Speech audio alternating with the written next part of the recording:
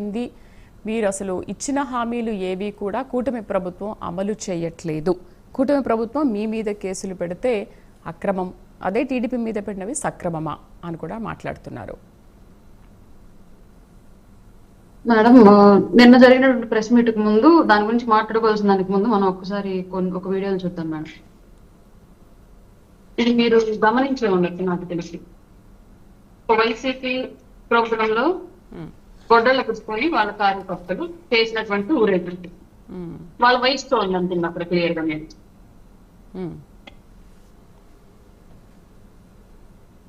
ఇంకోటి మేడం, నిన్న జరిగినటువంటి పల్నాడు ఊరేగింపుకు సంబంధించి ఒక విలేజ్ లో కత్తులు కొట్టుకొని అంతా 30 ఏళ్ల లోపు యువత కత్తులు కొట్టుకొని ఊరేగింపు తెచ్చినట్టు సంగతి వైసీపీ ప్రోగ్రామ్.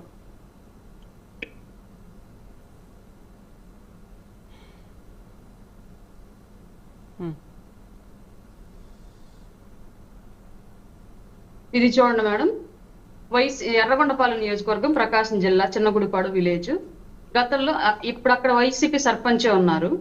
గతంలో అతను చేసినటువంటి పనుల తాలూకు బిల్లులు ఏవో పెండింగ్ లో ఉన్నాయి. బట్ అతను చేసినటువంటి వర్క్ కు సంబంధించి రిపేర్ వస్తే ఇవాళ కూటమి ప్రభుత్వంలో ఉన్నటువంటి టీడీపీ నాయకులు ఆ బోర్ మళ్ళీ రిపేర్ చేయించడానికి వెళితే నా బిల్లులు ఇంకా శాంక్షన్ చేయలేదు కాబట్టి మీరు ఆ వర్క్ రిపేర్ చేయడానికి వీలు లేదు అని చెప్పేసి అక్కడ పోయినటువంటి వ్యక్తుల్ని వేట పడవలతో దాడి చేసి రక్తపాతం సృష్టించినటువంటి అక్కడ ఉన్నటువంటి సర్పంచ్ తాలూకు మనుషులు.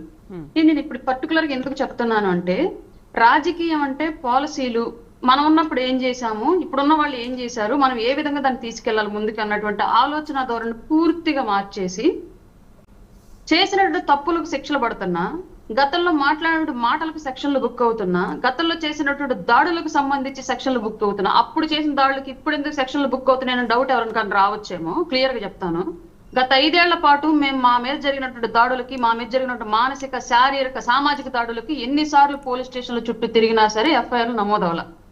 ఎంత ప్రయత్నించినా ఒక్క కేసు కూడా మేము కట్టించలేకపోయాం గత 5 ఏళ్ల పాటు. ఎందుకంటే పోలీస్ యంత్రాంగము, ప్రభుత్వ వ్యవస్థలో కూడా ఒక పార్టీ కొమ్ముగాసినవి తప్ప ప్రజలకు ఎక్కడ న్యాయం చేసే విధంగా గత 5 ఏళ్ల పాటు వ్యవస్థలు పనిచేయాల. తద్వారా ఈ రోజు అధికారంలోకి వచ్చిన తర్వాత మేము గతంలో చేసిన తప్పులకు సంబంధించి ఎఫ్ఐఆర్లు ఈ రోజు కట్టిస్తూ ఉంటే వాటిని కూడా కక్ష సాధింపు చర్యలు అని చెప్పేసి తీసుకెళ్తున్నటువంటి వైసీపీ ఇప్పుడు నేను మీకు చూపించినటువంటి ఈ వీడియోలు, అలాగే వాళ్ళ పార్టీ కార్యక్రమాల్లో, వాళ్ళ పార్టీ సభల్లో జరుగుతున్నటువంటి ఈ సంఘటనలకు సంబంధించి ఎలా సమర్థించుకుంటారు? 30 ఏళ్ల లోపు పిల్లలతోటి మీరు కత్తులు పట్టించి వేర వ్యవహారం స్వయం చేపిస్తూ ఇక్కడ గ్రామాల్లో స్వారీ చేపిస్తూ ఉంటే వాళ్ళ పొలిటికల్ కార్యక్రమంలోనే కత్తి పట్టుకున్నాడు. పొలిటికల్ కార్యక్రమం దాటి కూడా కత్తి పట్టుకొని గ్రామాల్లో ఉన్నటువంటి ఆడపిల్లల తల్లిదండ్రులను ఇబ్బంది పెట్టి వాడి ఇష్టారీతిగా ఒక గోండా లెక్కో డాన్ లెక్కో తయారవడం చెప్పేసి గ్యారంటీ జగన్మోహన్ రెడ్డికి సపోర్ట్ చేస్తున్నటువంటి ఈ కార్యవర్గం మొత్తం ఇవ్వగలరా?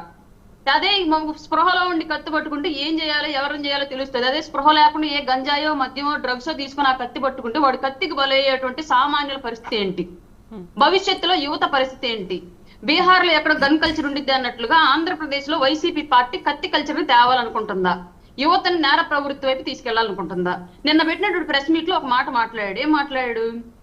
టీడీపీ కార్యకర్త టీడీపీ నుంచి వచ్చి విసిగిపోయి రప్ప వాళ్ళ పార్టీని నరుకుతానంటున్నాడు, తప్పేంటి అన్నాడు. అదే మాట ఇవాళ అధికారంలో ఉన్నటువంటి ఆ పిల్లాడికో, లేదంటే ఇప్పుడు జగన్మోహన్ రెడ్డి అన్నటువంటి మాటలకో కౌంటర్ గా కూటమిలో ఉన్నటువంటి యువత గనక కౌంటర్ గా చెయ్యాలి అనుకుంటే ఆ రప్ప నరికే కార్యక్రమం ఇవాళ యువత పట్టుకుంటే దానికి కారణం ఎవరు? జరిగేటువంటి విధ్వంసానికి కారణం ఏంటి? ఎప్పుడో ఒకసారి వస్తావు, వీకెండ్ లోనో మంత్ ఎండ్ లోనో వస్తావు, రెచ్చగొడుతున్నావు, వెళ్ళిపోతున్నావు. నువ్వు వెళ్ళి యలహంక ప్యాలెస్ లో ఉంటావు, నీ బిడ్డలు ఎక్కడో విదేశాల్లో చదువుకుంటూ ఉంటారు. నీ జెండా పట్టుకున్నటువంటి నేరానికి ఆ బిడ్డలు కత్తులతోటి రప్ప నరికి జైలు పాలవుతూ ఉంటే వాళ్ళ తల్లిదండ్రుల బాధ్యత ఏంటి? ఆ పిల్లల భవిష్యత్తుకు బాధ్యత ఏంటి? ఒక నాయకుడిగా ఆదర్శవంతంగా ఉండాల్సినటువంటి నువ్వు ఏ ఆదర్శాలను రాజకీయాల్లోకి తీసుకొస్తున్నావు? నీ ఫ్యామిలీ బ్యాక్గ్రౌండ్ అంతా కూడా రాష్ట్ర వ్యాప్తంగా అందరికీ ఉండాలని చెప్పేసి కత్తి పట్టించి మాట్లాడుతున్నావా? రప్ప నరకాల్సినటువంటి అవసరం రాజకీయాల్లో ఏంటి? ఎందుకు వస్తోంది? ఒక నాయకుడిగా సరే నీ కార్యకర్తలు ఎవరు నీకు తెలియదు, వాళ్ళెవరు ఉత్సాహంతో చేశారు. నిన్న ప్రెస్ మీట్ లో నీకు ఆ ప్రశ్న ఎదురైనప్పుడు నువ్వు చెప్పాల్సినటువంటి సమాధానం ఏంటి? రాజకీయాల్లో ఈ కత్తులు, ఈ కటార్లకి తావు లేదు. ఏదున్నా సరే పాలసీలు, చేసినటువంటి పాలన, వీటికి సంబంధించి మాట్లాడుకోవాల్సిన అంశం, వీటిని అవాయిడ్ చేయండి అని చెప్పేసి మాట్లాడాల్సినటువంటి ఒక మాజీ ముఖ్యమంత్రి, ప్రస్తుతం పార్టీకి అధ్యక్షుడిగా ఉన్నటువంటి ఒక వ్యక్తి తప్పేంటి అని క్వశ్చన్ చేశాడంటే అసలు జగన్మోహన్ రెడ్డి యొక్క క్యారెక్టర్ ఏంటి? రాజకీయాల్లో అతను మొన్నటి వరకు చేసినటువంటి విధానం ఏంటి? దీని గురించి భవిష్యత్ తరాలు రాజకీయాన్ని ఎటువైపు తీసుకెళ్లాలని చెప్పేసి జగన్మోహన్ రెడ్డి భావిస్తున్నాడు. వీళ్ళు బానే ఉంటారు నాయకులు, వీళ్ళు జెండాలు పట్టుకున్నందుకు బస్ ఈ ముక్కు మొహం తెలియనటువంటి అమాయకులు తీసుకెళ్లి జైల్లో కూర్చుంటున్నారు, వాళ్ళ మీద కేసులు పడుతున్నాయి, వాళ్ళ భవిష్యత్తుకు దిక్కేంటి, భరోసా ఏంటి? ఈ విధానం పూర్తిగా తప్పు. మీకు దానికి ఒక ఎగ్జాంపుల్ చెప్తాను నేను. పవన్ కళ్యాణ్ గారు అమలాపురంలో వారాహి సభ పెట్టినప్పుడు ముద్రగడ పద్మనాభం గారు అప్పుడు రాజకీయంగా లేఖాస్త్రాలు సంధించే పనిలో ఉన్నారు మా పార్టీ మీద మా నాయకుల మీద. ఆ టైంలో ఒక కార్యకర్త ఎవరు పద్మనాభరెడ్డి అని చెప్పేసి ఒక వెటకారంగా ఒక ప్లకార్డ్ పట్టుకొని పైకి ఎత్తితే ఆ సభలో ఉండి చూసినటువంటి పవన్ కళ్యాణ్ గారు అందరి ముందు బహిరంగంగా ఇట్లాంటివి ఏవి కూడా మీరు చెయ్యొద్దు, రాజకీయాలు వ్యక్తిగత దోషంలకు తావులేదు, మీకు అసలు సంబంధమే లేదు, ఏమన్నా ఉంటే రాజకీయంగా పెద్దోళ్ళం మేము చూసుకుంటాం, కానీ మీరు మాత్రం ఇట్లాంటి దారి పట్టద్దు, అర్జెంట్ గా ప్లకార్డ్ దించేసే అని చెప్పేసి చెప్పినటువంటి వ్యక్తి పవన్ కళ్యాణ్ గారు.